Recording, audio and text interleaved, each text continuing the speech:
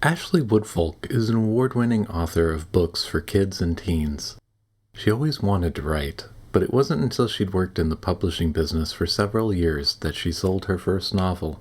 As Ashley notes in this interview, nothing is guaranteed in this business, so she was excited when the book deals started to pour in. She was able to leave her job and focus exclusively on her writing. And then she got pregnant. And then COVID. To learn how the rest of the story goes, be sure to listen to today's episode of the Fearless Storyteller podcast.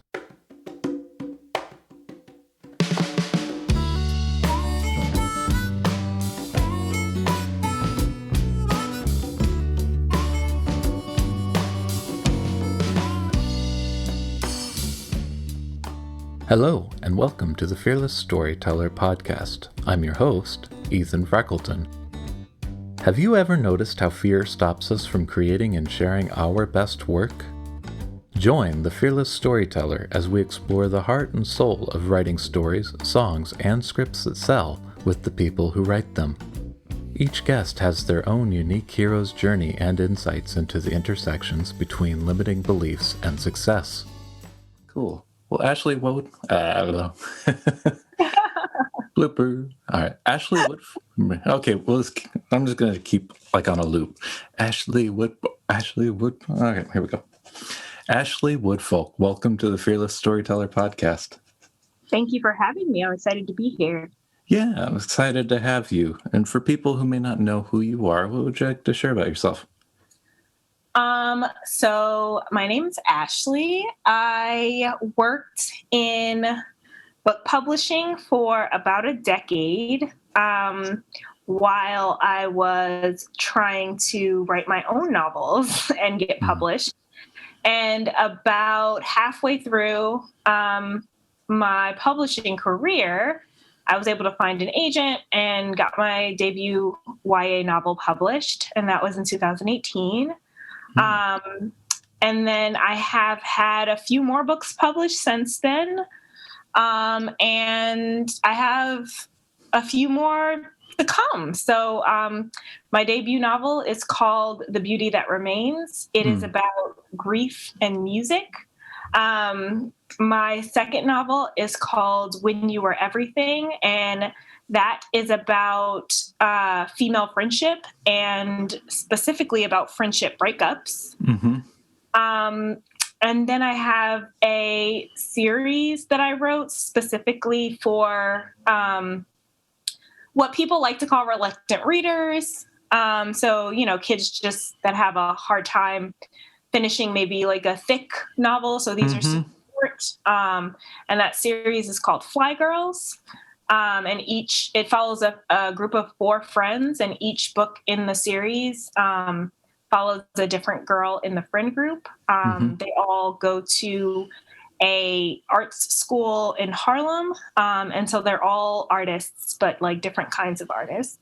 Cool. And they're all girls of color. And then I have a novel coming out this summer that I co-wrote with a bunch of friends, Danielle Clayton, Tiffany D. Jackson, Nick Stone, Angie Thomas, and Nicola Yoon. We all wrote a novel together called Blackout, and that is coming out June 22nd. And I have a couple of other things, but those are the most salient. You've been busy. Yeah. Last couple of years have been busy despite the pandemic.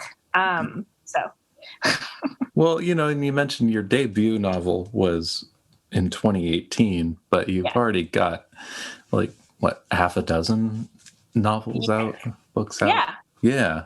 So that feels fast to me from a publishing perspective in the traditional world. And I honestly think the only reason why I have so many is because of the series that I wrote. Those books are really, really short. Yeah. So, When You Were Everything and The Beauty That Remains are like regular sort of 300 plus page novels.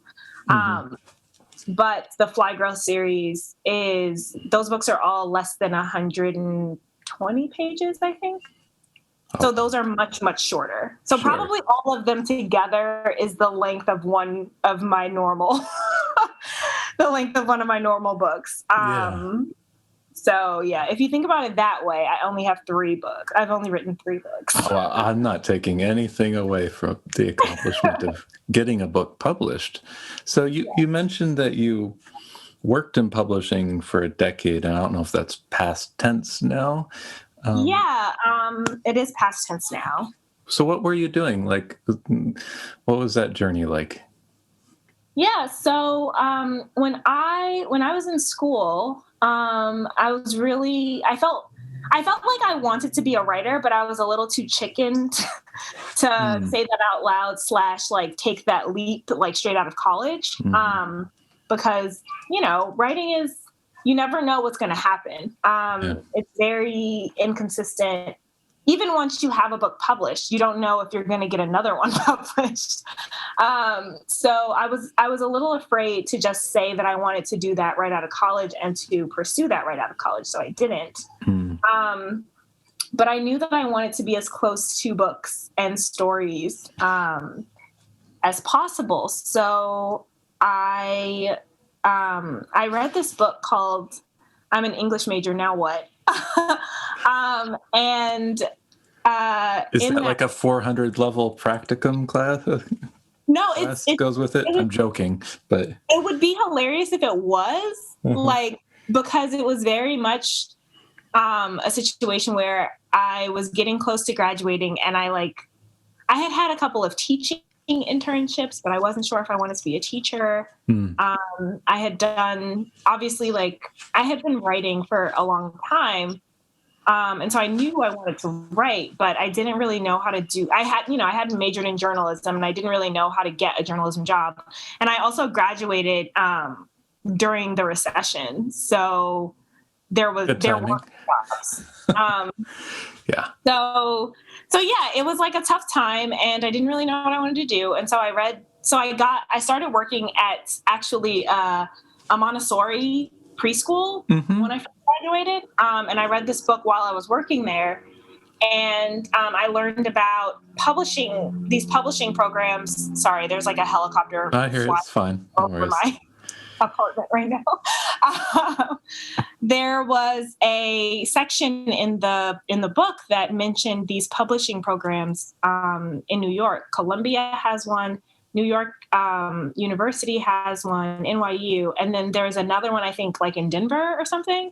And so I applied to the 2 New York ones, and I got into the one at NYU.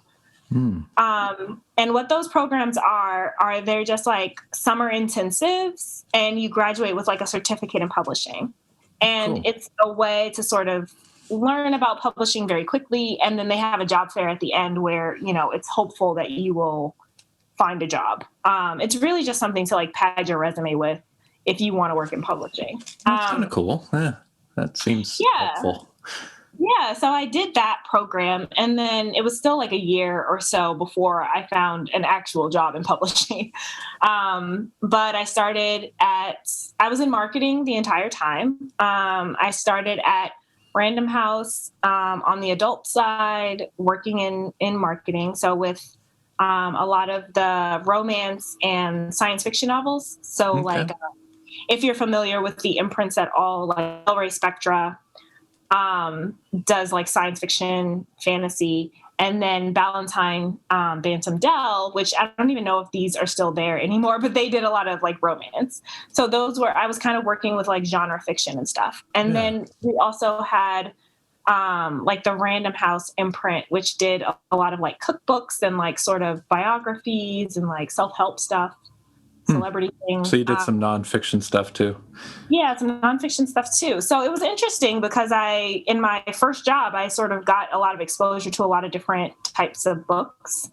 And then but I had always loved children's books. So I knew that I wanted to eventually work with children's books or in children's books. And of course, that's what I was always writing. So this whole time I'm writing, but I wrote a couple of horrible books, while I was working. And a job became available that was in in the children's department at Random House. I moved over there. I applied and went through the interview process and everything, and I was offered the position. And so I moved to children's, which I was like so excited about. But I ended up hating working there because I really didn't get along with my boss. And it was really unfortunate because I was like so excited to be working with children's books, and it just like didn't end up being sort of like what I had built it up in my head to be. Yeah. And actually the whole time that I worked there, which was about a year, I did not write at all because I was just like so stressed out and like uncomfortable about my working relationships. Yeah. So I moved over to Macmillan after about a year at Random House Children's. Like, I mean, about 6 months into that job, I had started applying for other positions because I was like, this is not sustainable for me. And especially because it was affecting my writing. And I knew that that's what I ultimately really, really wanted to do. Because, I mean, everybody's had a bad job, but if the bad job is then affecting like other areas of your life beyond just like being, a shit job. Yeah. It like, it's a lot to handle. So, yeah. It seems like I'm glad you bring that up. Like, that's part of the writing journey is everything else that's going on in your life. Right. Yeah. Yeah. And I was just so overwhelmed every day when I was working there that when I got home, I just like didn't have any emotional energy left to dedicate, to the novel I was working on. And so it became very clear that like I couldn't stay there.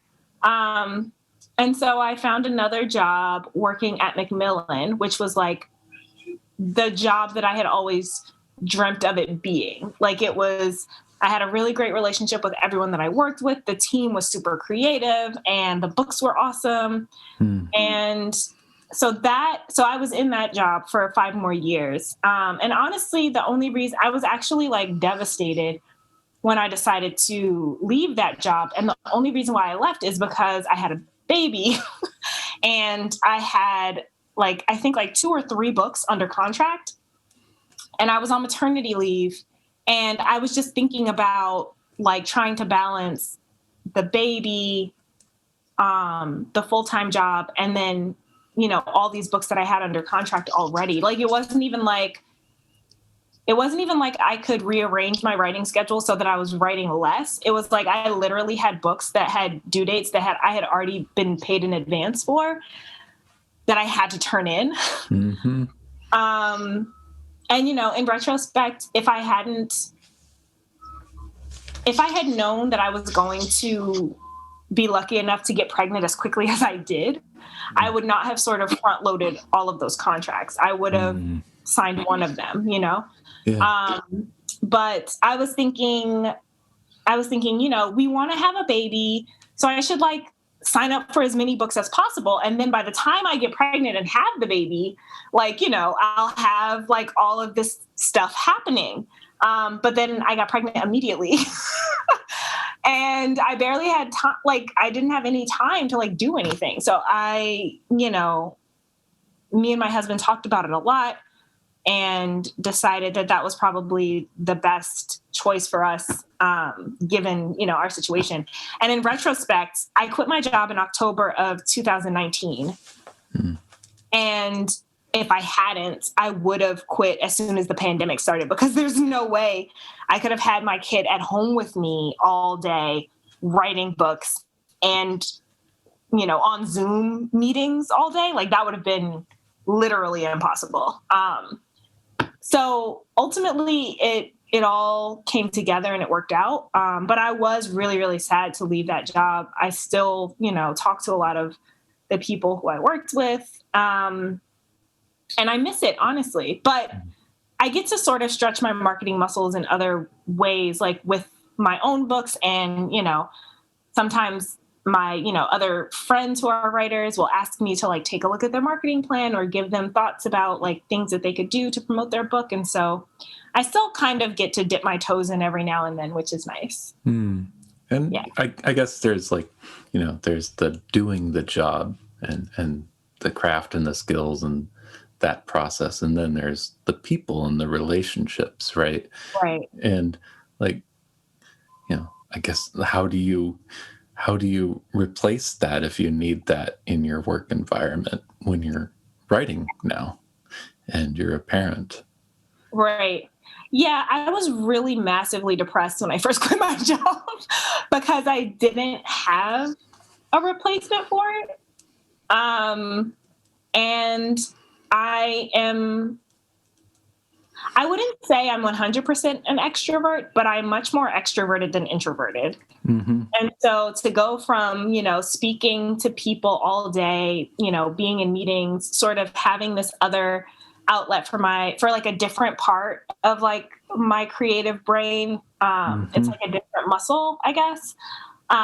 And then from going to having that every single day to like not having it at all was really, really difficult.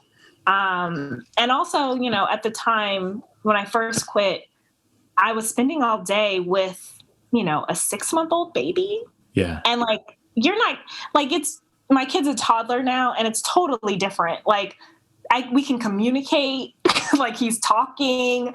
When I take him places, he can like go do his own thing. Like if we go to the park, he can like run around or like whatever. And so it's very different now to be spending all day with him, because at least now it feels like I'm spending all day with a person. But before, when I first quit my job, it was like I was spending all day with a potato. And so it was like no mental stimulation, no like input at all. And then, of course, when the pandemic hit, it was even worse because, before the pandemic, at least I would take him to story time at the library and like maybe I would get to talk to other parents there, or I would meet a friend for lunch. And so I would have like at least like an hour of like adult conversation to look forward to. But yeah, it was really difficult to replace that.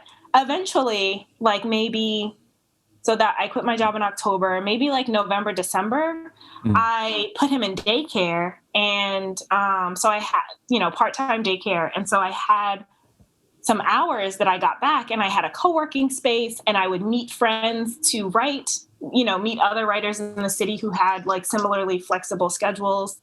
And that was lovely because that was sort of starting to refill that well a little bit of, being around other creative minded people, having, conversations about our work, or, deadlines or what we were looking forward to or whatever.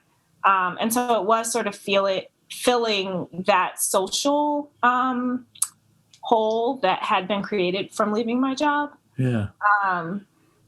But again, then the pandemic hit.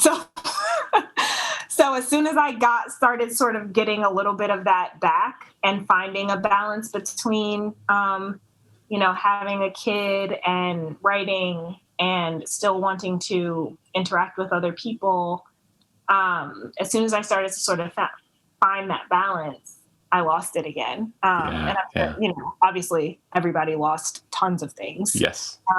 And people.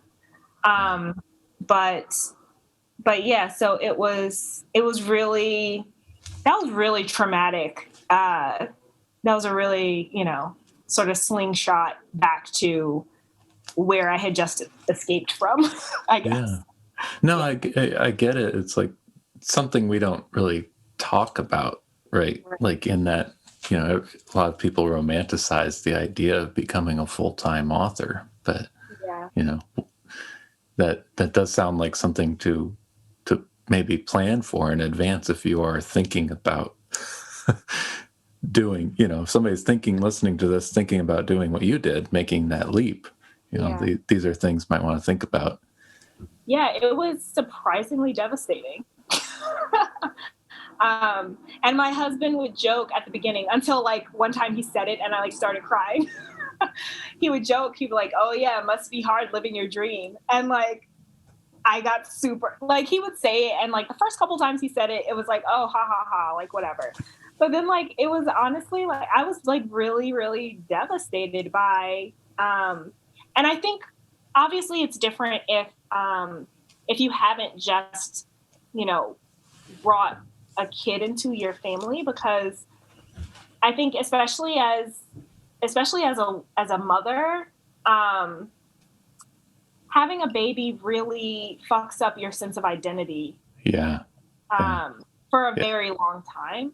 Yeah. And to not only sort of lose the body that you knew, and I don't even mean like what it looked like. I mean like literally the way your body felt. Mm-hmm. It feels totally different. And you also sort of lose ownership of your physical body while you're carrying a child. And then delivery itself is like a super traumatic experience, whether it goes routinely or not.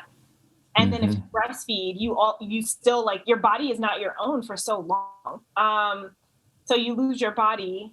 And then for me to then lose my job, which had been such a huge part of my identity and a part of my everyday life, and all of the friends that went along with it, the people that I was used to seeing every single day.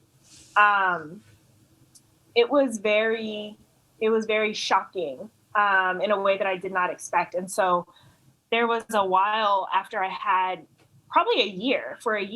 And I don't even think I had like postpartum depression or anything, but like, or at least I wasn't diagnosed with anything. It was just very disorienting.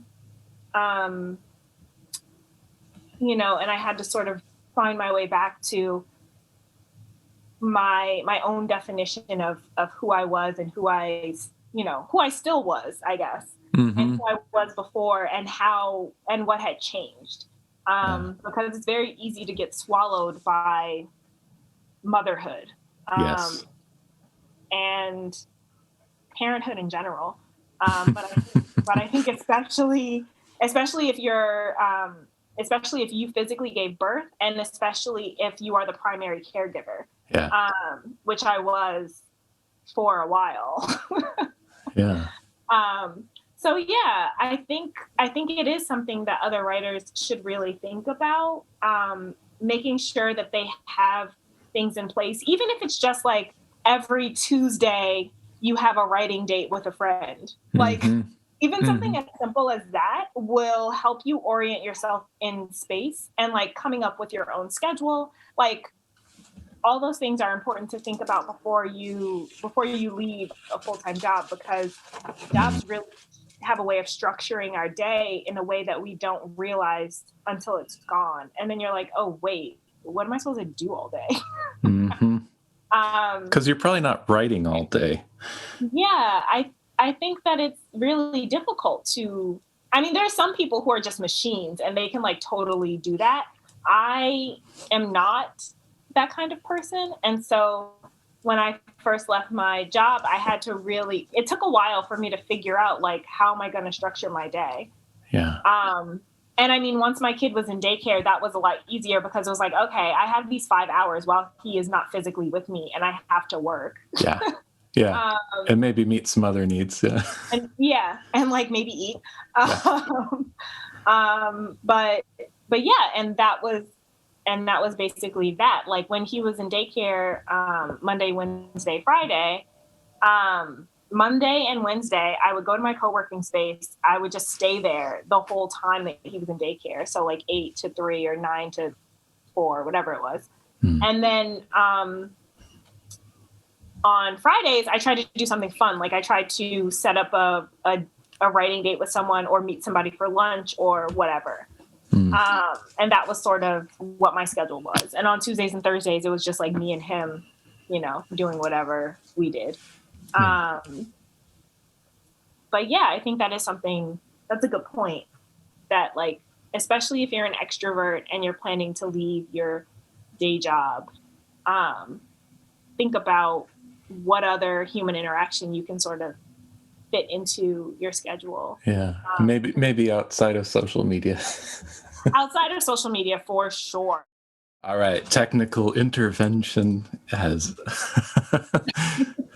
our technical pause has come to an end.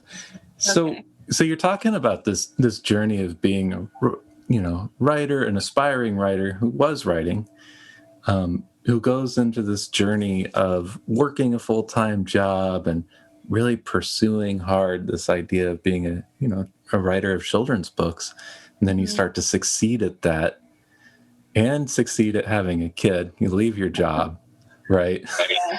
And life changes dramatically, right? Right. And you have to be productive because you've got books under contract. I assume that's an issue. Yeah. So then COVID happens. Yeah.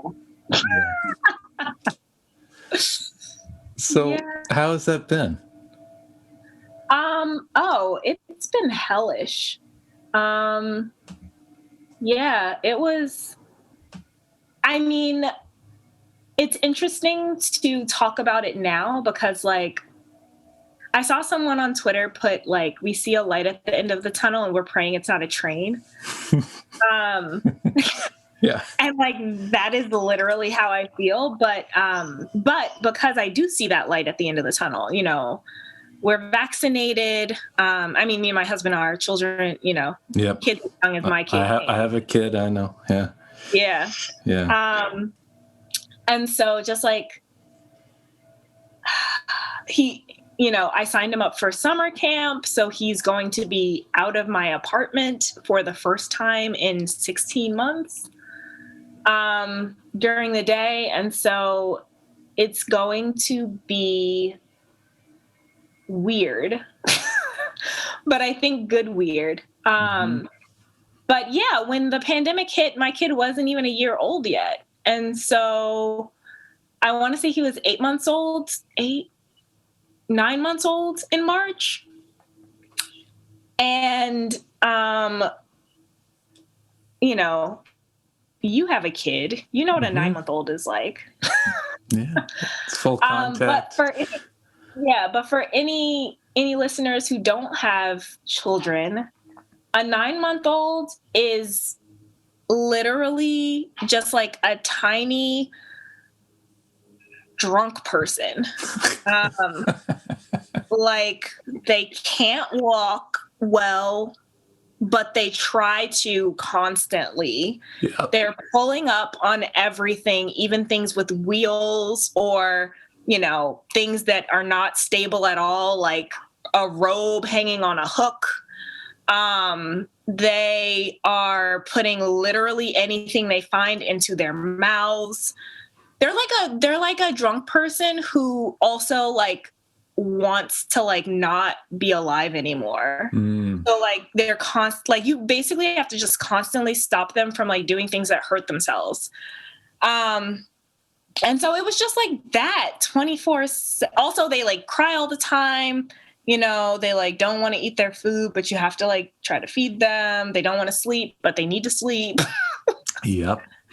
So just like, it was nightmarish. And my husband was working, full time. So he's in meetings all day. So, like, there were a lot of days where he just physically was unable to help me. Yeah. And so it was just me and the baby, for months, until it came to the point where, like, in the summer of 2020, oh, and by the way, I still had all these books that I had to write. Yes. This is the question in the back of my mind. Oh, sorry. Like, no. I mean, please, but like, this is the reality, right? Yeah. I mean, the first book that I wrote in the pandemic, like, I honestly don't even remember what the book is about. Like, because I read somewhere, like, I read during the, the first year of a kid's life, you don't have a ton of memories from that because you make memories when you sleep and you're barely sleeping. And so I think that that's why I don't really remember a lot of the books that, in the Fly Girl series, I don't remember what a lot of those books are about. Like, I wrote them, but I honestly don't remember details at all. That's interesting. Yeah. Yeah. And, like, it's weird because with most of my novels, if I see a quote from my book, I, like, remember what chapter it's from, or, like, I just, like, remember, I just vividly remember the process. And I don't at all with those novels. I don't know if that's a terrible thing to say, but like, it was really, really rough. I would either, my husband would get up in the morning with the baby, and he still does. And he kept him until his first meeting, but there were some mornings where I couldn't write because I was so exhausted. So I would just like sleep until whenever he came and got me. But some mornings I did get up and write, in those 2 or 3 hours that I had before I had to sort of take over childcare for the day. And then I would write in the evenings, if I could, if I had the mental wherewithal to do it. And I wish that I could say that I had like this system or a schedule, but I really didn't. It was very much like triage mode. Like, can I get some words in right now? Okay, let me go do it.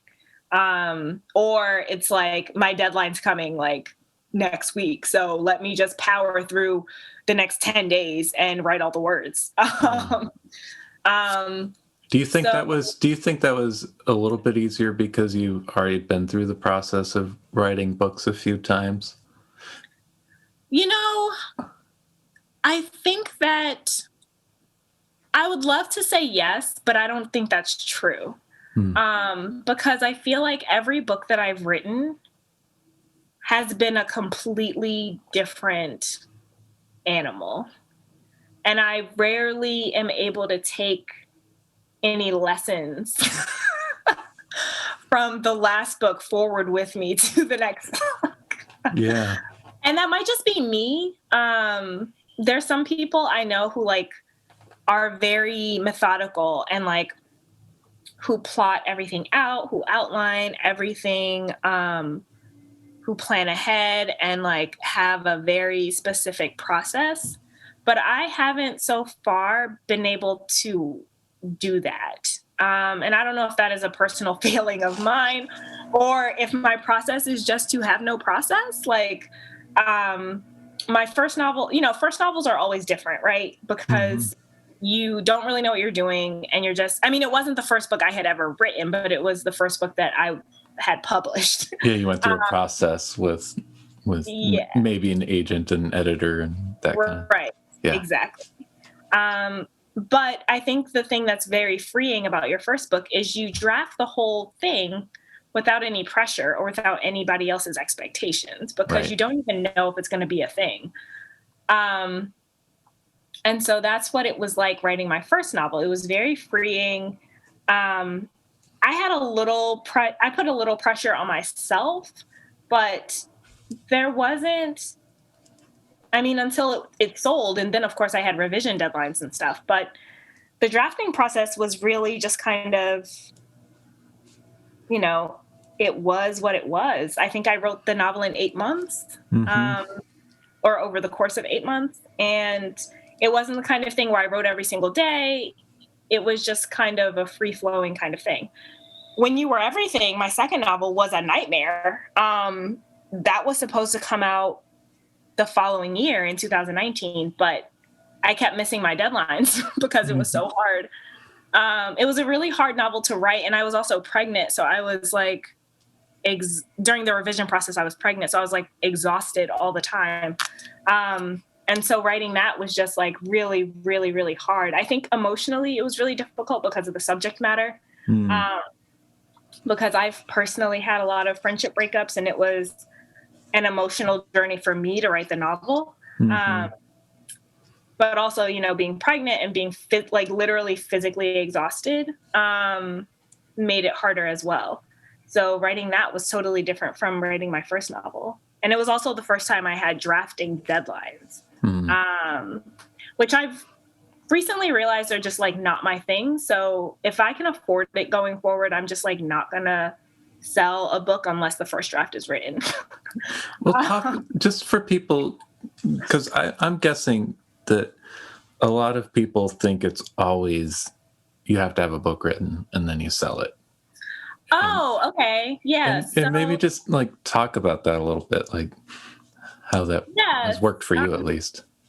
So sometimes, if you're lucky, when you sell one novel, so what happened with me was when I sold my first novel, I got a 2-book deal. And so what that meant was they wanted my first novel and they were also offering me a contract for my second novel, even though I didn't know what it was going to be yet. It wasn't written yet. They hadn't seen anything yet. And that is a pretty, I would say, common occurrence, is that, sometimes to sweeten the deal, a publisher will offer you a 2-book deal instead of just a 1-book deal. So they will pay you double whatever they're asking. Which sounds pretty attractive when you're maybe insecure about never getting another book deal. Exactly. And especially with your first book, when you think that, like, selling 1 book feels impossible, and then someone says, "Oh, we'll pay you for 2," you're like, hell yeah. But then you have to actually write the second book. And, usually, at least in YA, I don't know if it's different in adult fiction, but at least in YA fiction, they like to release your books a year apart. So they try to keep them as close together as possible, which means, your first book that you wrote leisurely over the course of however long, your second book, when your first book, sometimes before your first book comes out, you're going to have deadlines for the second book to turn in a draft. And so it's just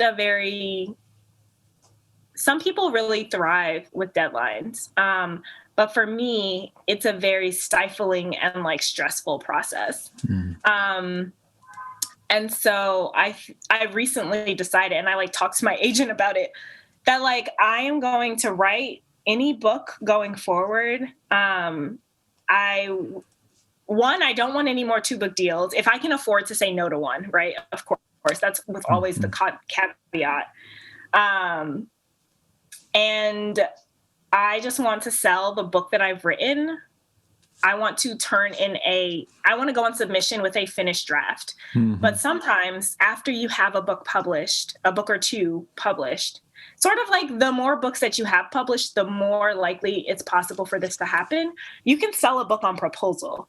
Yeah. Which basically means that you can write a short summary of what the book is about and maybe a sample chapter or 2. Yeah. And you can go out to either your current editor or other editors at other publishing houses and say, "Hey, this is the idea that I have for my next novel. Do you want to buy it?" And sometimes, a lot of times, they'll say yes, especially if you have a proven track record of writing really well or of selling really well, or if they just want to work with you. But selling on proposal, much like, getting a 2-book deal, then comes with the caveat of, okay, you have to write this book in whatever time allotment I give you. Which, you have to know yourself and figure out if that is a thing that you can do or a thing that you want to do. Yeah, and so maybe you didn't know that, because you mentioned you had more than 1 book contract out there when you left your job, right? Yes. Like, so how did so you already had the second novel on contract to write? Yes. And were you then proposing other books on the side? So no. So this is the unique position that I was in, and I think because all of this happened the way that it happened, and then the pandemic hit, I'm traumatized, and so now I'm like, I will never do this again. So what happened was, I was at the end of my contract with Random House because I was working on the revisions for When You Were Everything, right? And I knew, okay, I don't have any other books coming, and we want to try to have a baby. So I was thinking, like, about what my third novel would be. And, like, I had an option clause in my contract with Random House, which basically means I have to give my current editor an option to see whatever my third novel was going to be. And they have the first option to buy it before I'm able to sell it to anyone else. Right. So I had this option clause, and I was thinking about what this third book could be. And I had an idea. And so I was working on a proposal, as you do. And I was at work, and an editor an amazing editor who I super, super respect. Like, she's legendary. She approached me in the elevator and she was like Wait, looking at it's me. an elevator pitch? Literally in the elevator, she was looking at me and I was like, what?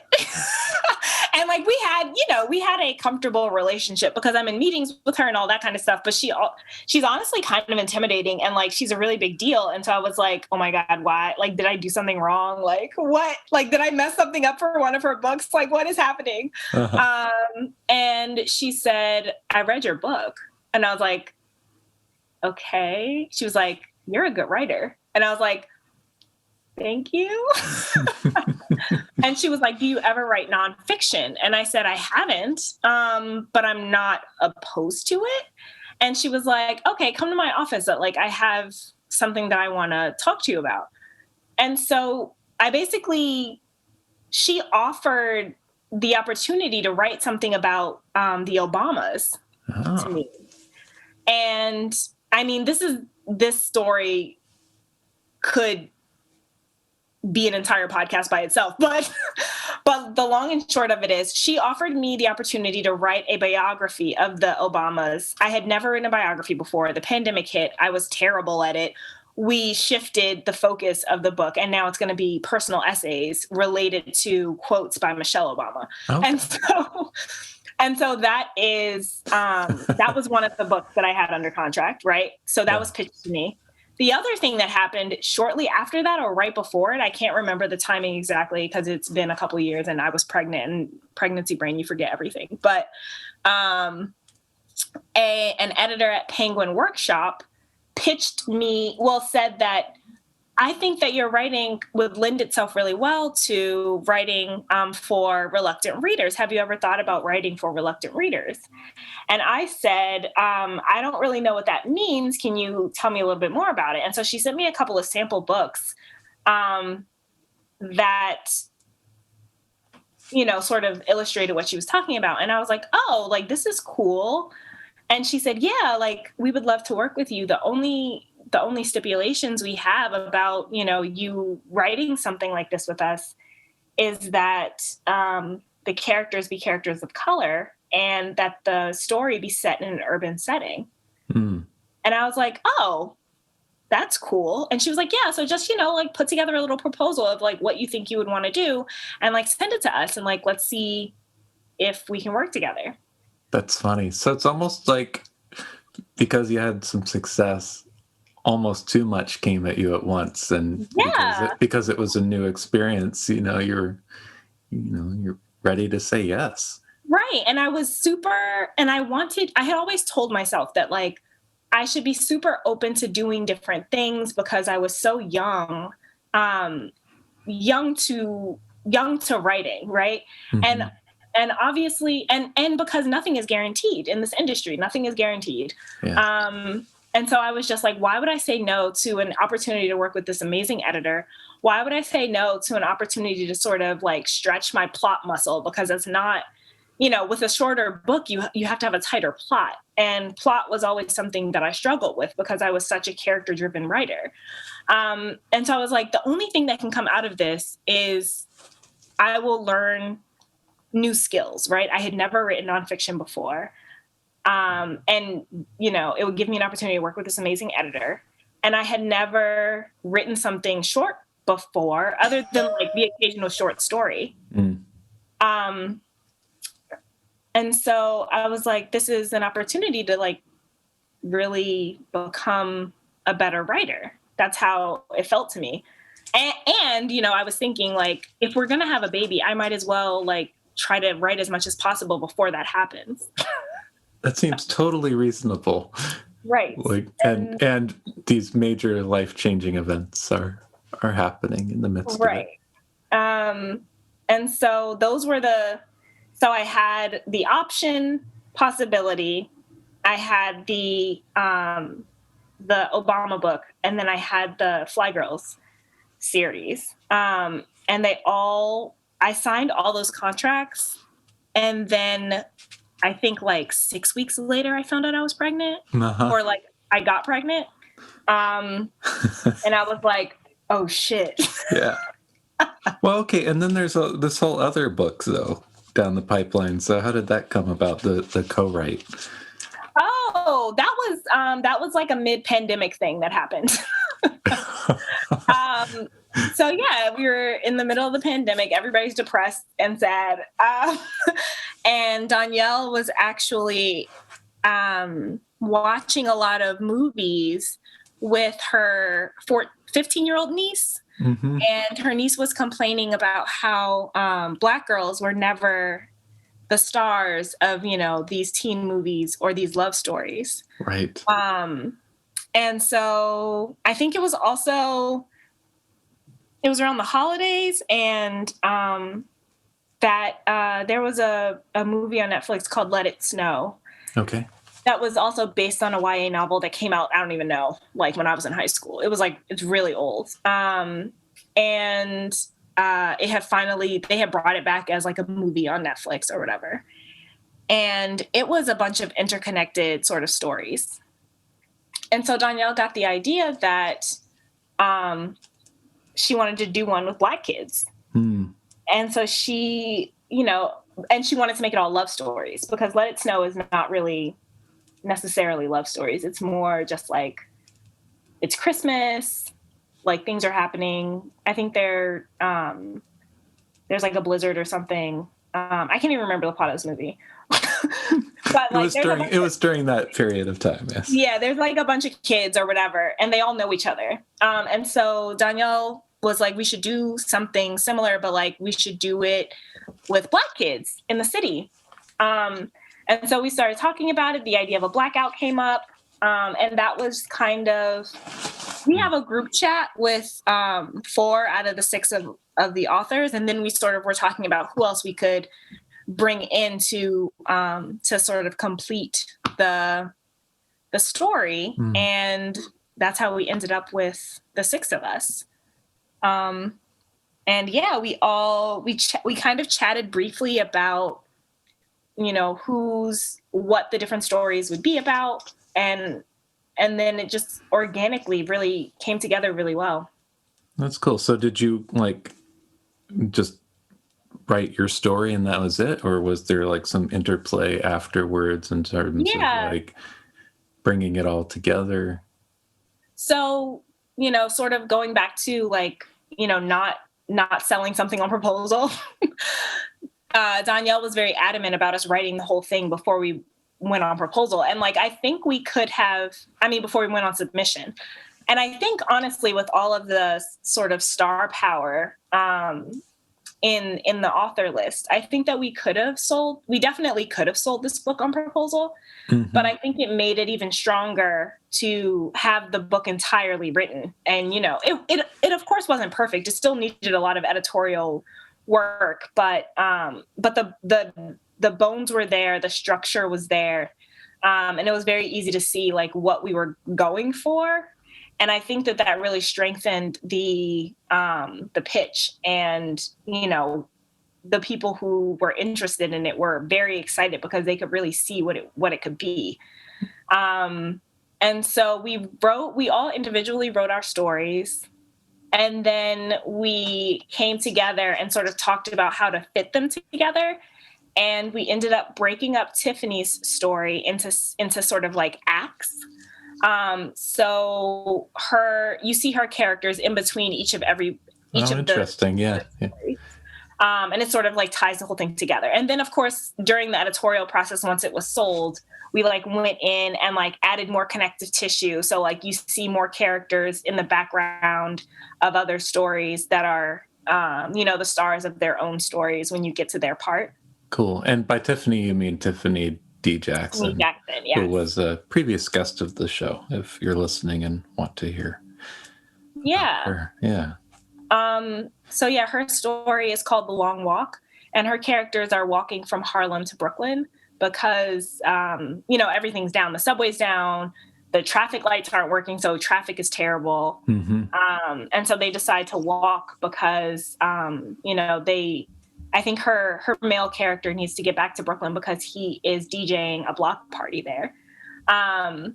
And as they walk the length of Manhattan, her character sort of bump into, not physically, but like bump into our character stories, or at least the settings where our character stories take place. So it's almost like a camera handoff kind of. Right, exactly. So you like jump into, the different stories before continuing on the walk with them. It sounds like a lot of fun. Was it fun? It was super fun. And I think because all of the women are, sort of these powerhouses, and like also just like consummate professionals, it was delightful. Like everybody knew what they were doing. People hit their deadlines. Of course, like there were moments where we had to like remind people to do stuff because everyone is so busy.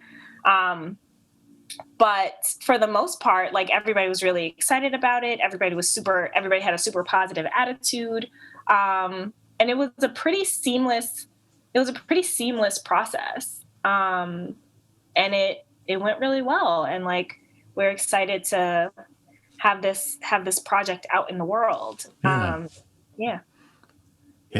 And so maybe this question links to this book, but also in general, like, how do you think about, like, how are you going to judge this as a success or not? This book and other books? Yeah, this book, and then in general, like, how do you think about success? For me, success is pretty simple. If I get to write another book after whatever the current book is, I consider that a success. But I'm not going to lie, because I am pretty, I'm like kind of a word snob and like I don't know how to describe it, but I'm a little bougie, I guess, when it comes to writing, like as a craft. And so professional reviews are really important to me. So when I see positive reviews from, respected journals or periodicals, that always makes me feel like I did a good job. And then I feel like the other thing that is really important to me is that, the intended audience, so, teenagers, see themselves and feel that it's a genuine depiction of themselves. Because, it's great if adults read my novels, but I'm not really doing it for them. And so if I meet a kid or hear from a kid who read my book, and they said, the characters felt real, I could see myself, this made me feel less alone, like that, my job is done. So yeah, I mean, getting approval from the industry in that I'm allowed to write and publish another novel, feels like success to me. And then hearing from kids, feels like success for me. Yeah. I feel like those are my 2 or 3 most important. And reviews are like a cherry on top. Positive reviews. Yeah. So what happens in the converse when like you get a negative review? Is that hard? I've never gotten a really scathing bad review from a periodical. I've definitely gotten bad reviews from like humans, from readers. But I try my best to not read those very often. Usually when I see them, it's because someone has tagged me on social media in their terrible review of my book. Okay. Which, if you're out there listening, like, don't do that. Reviews are for the readers. They're not for the author. Is there like just anything like that maybe like rankled you or stuck with you and maybe led to you reading your reviews less? I think the thing that bothers me the most is when adults read YA and then complain about the characters acting like teenagers. that drives me crazy. It's like, oh, she was so immature. Like, yeah, she's 16.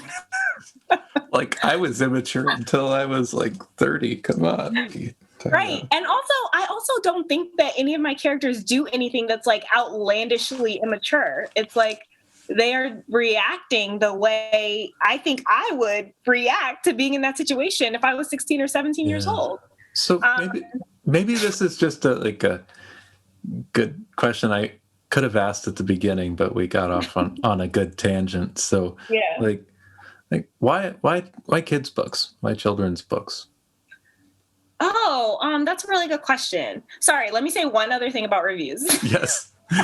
Bring it. All right. Whoever you are, reviewer. The other thing that drives me crazy is when people say that a character is too perfect, especially if it's a Black boy character. That always drives me crazy because it makes me wonder why. One, I do a lot of work to like make my characters messy, so I don't think that I ever write a character who's perfect. Yeah. But there was a character in When You Were Everything. His name is Dom, and he's a very sweet, kind Black boy. Yeah. And he does weird and like not great things in the book, but I get a lot of feedback about him being, and I don't say not a lot, but I've seen a few reviews where people say he's too perfect. And I just wonder, about that. Like somebody has some preconceived notions of what the character is supposed to act like. I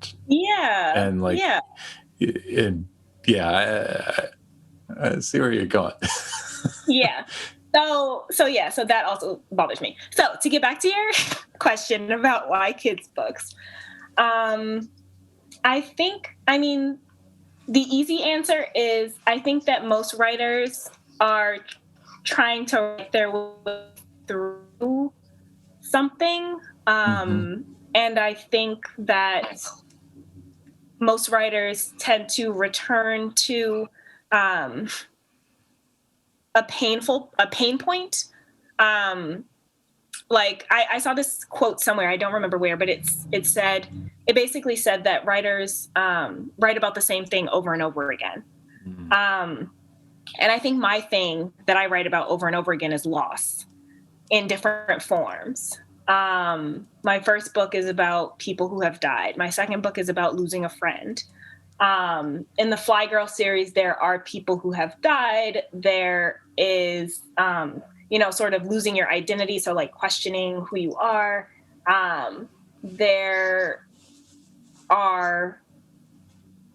the theme of sort of like losing a hero. So like a person who you thought was one thing and then they turned out to be something else and sort of like let you down in a way. Yeah. And so I think a pain point for me is loss in general, like all different kinds of loss. And I think that a pain point for me is, my teenage years. I feel like I had a lot of trauma and a lot of sadness as a teen. And I think that I felt very alone for a lot of my teenage years. And for various reasons. But I think that is why I return to that again and again. I mean, the fun answer is that I'm still 16 in my head. Like, I still like all the stuff that I liked when I was 16. Right. I still like all the music I liked when I was 16. I still, basically dress. I dress like a sophisticated version of my 16-year-old self. Right. And I think also that part of your life is very jarring because it is when you have, one, like your hormones are going crazy. So everything is just like more intense than it would be if it happened to you at any other point in your life. Sure. But also, I think that the reason why a lot of those memories are so vivid from, at least for me, from when I was a teenager is because it's sort of the first time that you're getting to make your own choices while still having to face consequences, like immediate consequences for them, right? So like, yeah, you could sneak out and go to this party, but you're gonna have to deal with your parents when you get home, right? If you go to a party in college, like you might have a hangover the next day or something, but like there's no immediate consequence in the same way that it is when it's high school. Right. And then even like any mistake that you make, it just feels like the end of the world because it's impossible to see beyond the moment that you're in. And I just remember so many things so vividly from that time in my life. So I think that is why I think I'm trying to write my way out of some of that trauma.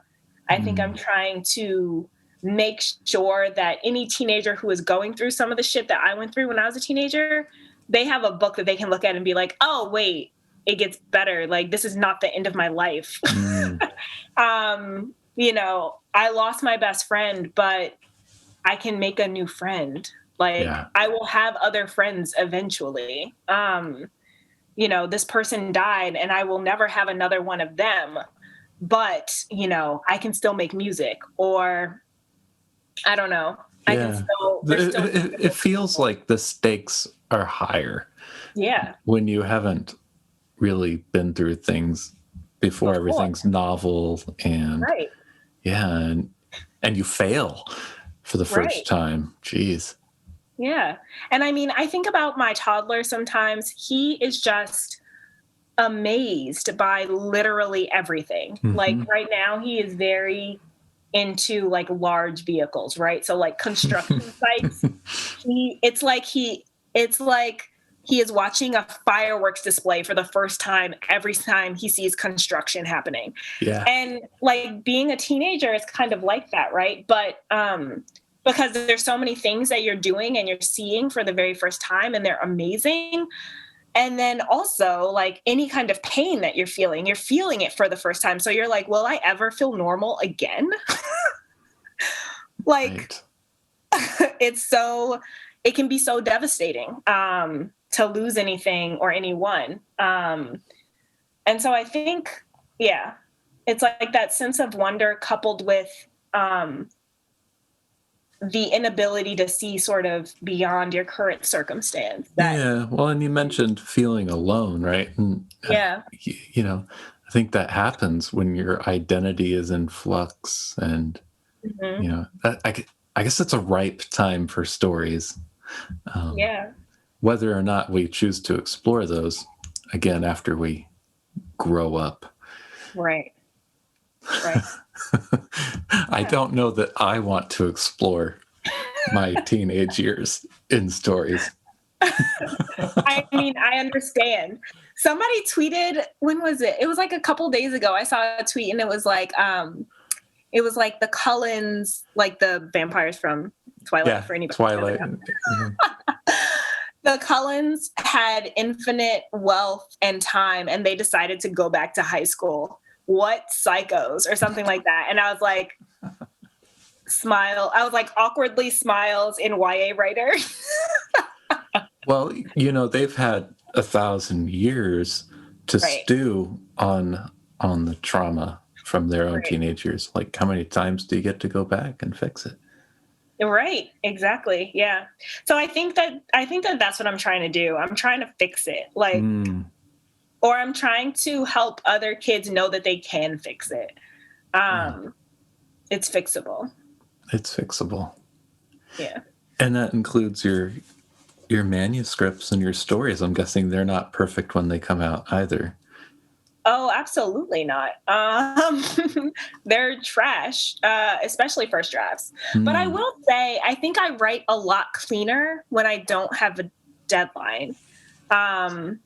And of course, this is not something that everybody can do. And it's not even something that I could do until very, very recently. But the last novel that I wrote, I drafted the entire, after Blackout, the most recent novel that I wrote that's coming out next year, I haven't really talked about it at all. But it's called Nothing Burns as Bright as You. It's a novel in verse.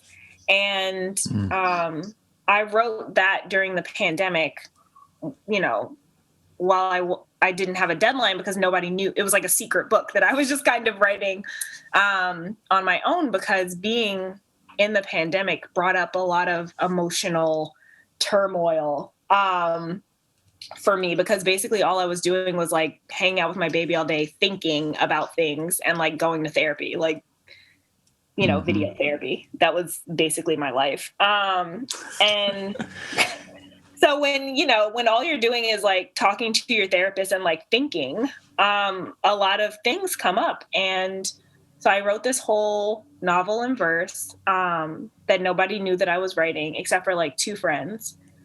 And when that novel, the editorial process of editing that novel once it sold was a lot quicker than any of my other books have been. And I think it's because I have a couple books under my belt. I sort of know story structure a little bit now. And there was no pressure when I was writing that book. And so I was sort of free to fix it along the way. When you're under deadline, you don't always have that as an option. So yeah, my first drafts are normally extremely messy and all over the place. My books tend to wander because I am very character driven. And so I don't always have a super tight plot.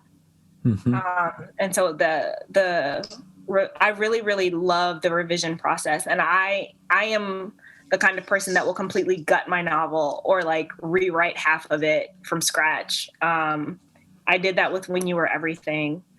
And, it's much easier for me to fix something once it's on the page than it is for me to write well and clearly. Well, it sounds like it take the pressure off. Yeah. And sure. When You Were Everything was a book that was under contract and had a deadline, presumably. Like, how much time do you get in the revision process?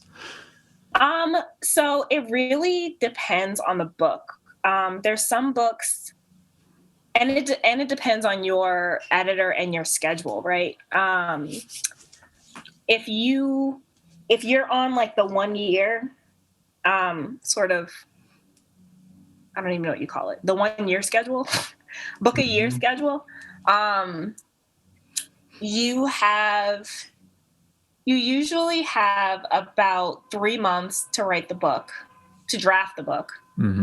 And then you might have 2 or 3 months to edit the book. And it might be a little bit less or a little bit more depending how your publisher works, because every publisher's schedule is a little bit different. In that 2 to 3 months, is that before or after an editor has had input? Oh, so the first 3 month chunk is just you writing the book. Like maybe like you can always talk to your editor during that process. Like you can send them chapters and be like, hey, like, what do you think of this? Or is this like, do you like this voice or whatever? It depends on the relationship you have with your editor. Some editors, like, they don't want to hear from you until you have the full draft, or you don't want to talk to them until you have the full draft. Right. It kind of depends on what the relationship is like. And then usually the editor the way that it worked for me with my editor for my first 2 books was I drafted and then sent it to her. She would have it for maybe 3 weeks to a month, and then I would get notes back, and then I would have 2 weeks to turn it around. And then she would take it for 2 weeks, and then I would have it for 2 weeks, and then she would take it for 2 weeks. And it was like that. So the first chunk was the biggest edit, and then the other edits were smaller. And I usually did 3 or 4 edits. So, and again, that depends on the book. That depends on your own perfectionism. And that depends on the editor's notes, right? It depends on a lot of different things. So, and then it also depends on your revision style, because some people, like a friend of mine has a very specific revision style where the first edit, she fixes all the big plot problems, right? Yeah. So if you have a plot hole or you have a character that needs to like go, and then you have to fix all the places where that character was, right? Mm-hmm. All of the big things. And then in the next revision, she does all of the character work, right? So if there's a character who's not quite present enough, or whose personality is a little like inconsistent, or if you need, you know, for your main character, if you need them to be I don't know, just like have a little more agency or something, she'll do that in that revision. And then the last revision is when she'll do all of the sort of little, like, I need to add a scene here, I need to cut a scene here, you know, sort of like the little like cleanup work or whatever. Gotcha. And that's before it goes, you know, to copy edits, because you still get it back again after copy edits. And then you still get pass pages, which is like the final step before publication. So yeah, you could have a very specific structure like that. Mine was more, I definitely did the biggest revision first, but sometimes that required me to rewrite entire sections of my novel. And then I feel like the other ones were tweaking. Like it was like like something right here isn't working. This motivation is not quite clear enough. Like that kind of stuff. Yeah. Yeah. That's great. Yeah. Thanks for sharing about that. Yeah. Well, cool. I feel like we've covered a lot of ground, and definitely plenty more I could go back to, but I'm gonna call it here. And for people who want to learn more about you, how can they do that? I have a website, which is just ashleywoodfolk.com. And then on Twitter or Instagram, I'm at Ash Writes. Yeah. No like underscores or anything, just Ash Writes. Twitter and IG. Cool. Well, Ashley, it's been a pleasure having you on the podcast. Thank you so much for having me. I felt like I was just like talking a lot, but that's the point. Hopefully that was the point. That's what I was going to say. It's great. I'll stop the recording. I hope you've enjoyed today's episode of The Fearless Storyteller. As a reminder, any and all links can be found in the show notes. And if you're enjoying this podcast, will you please consider leaving a review? By doing so, you'll be helping new listeners discover the Fearless Storyteller podcast.